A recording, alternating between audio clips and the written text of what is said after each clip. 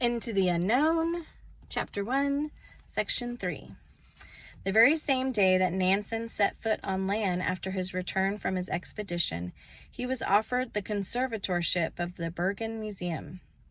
Nansen accepted and devoted himself to the study of science with the same indomitable energy that characterized all of his achievements. Hour by hour he would sit over his microscope, month after month devote himself to the pursuit of knowledge. Yet every now and then, when he felt he must go out to get some fresh air, he would buckle on his skis and dash along over the mountain or through the forest till the snow spurted up in clouds behind him. Thus he spent several years in Bergen.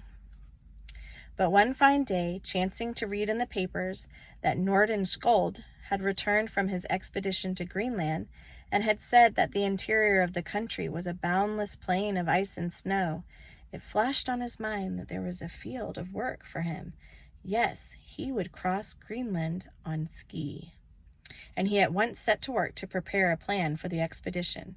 But such an adventurous task, in which life would be at stake, must not be undertaken till he himself had become proficient in that branch of science which he had selected as his special study.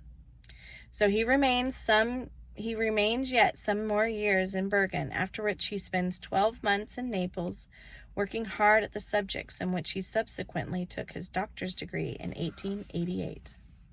Those years of expectation in Bergen were busy years. Every now and then he would become homesick.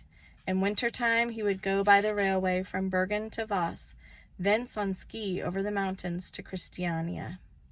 Fridtjof Nansen's father died in 1885, and it was largely consideration for his aged parents' failing health during the last few years that delayed Nansen getting out on his Greenland expedition. The letters that passed between father and son during this period strikingly evince the tender relationship existing between them. On receipt of the tidings of his father's last illness, he hurried off at a moment's notice, never resting on his long homeward journey, inexpressibly grieved at arriving too late to see him alive. Then, after a year's sojourn in Naples, where he met the genial and energetic Professor Dorn, the founder of the biological station in that city, having no further ties to hinder him, he enters heart and soul into the task he has set himself to accomplish, to take his degree as Doctor of Philosophy and to make preparation for his expedition to Greenland, both of which tasks he accomplished in the same year. He not only made himself a name as a profound researcher in the realms of science, but at the same time he equipped an expedition that was soon destined to excite universal attention, not in the North alone, but throughout the length and breadth of Europe.